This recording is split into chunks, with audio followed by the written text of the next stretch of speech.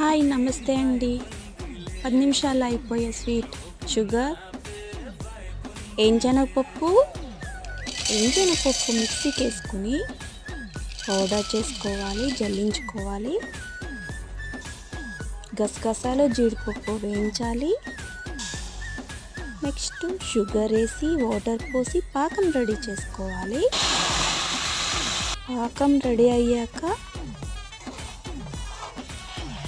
ఏంజనగపప్పు powder వేసి దగ్గర పడ్డాక నెయ్యి రాసిన ఒక ప్లేట్లోకి వేసుకుని జీడిపప్పు గసగసాలు వేసుకుని చల్లారిన తర్వాత కట్ చేసుకుంటే రెడీ. 10 మినిట్స్లో అయిపోయే స్వీట్ మీకోసమే. క్విక్గా అయిపోవాలంటే రెడీ చేసుకోండి.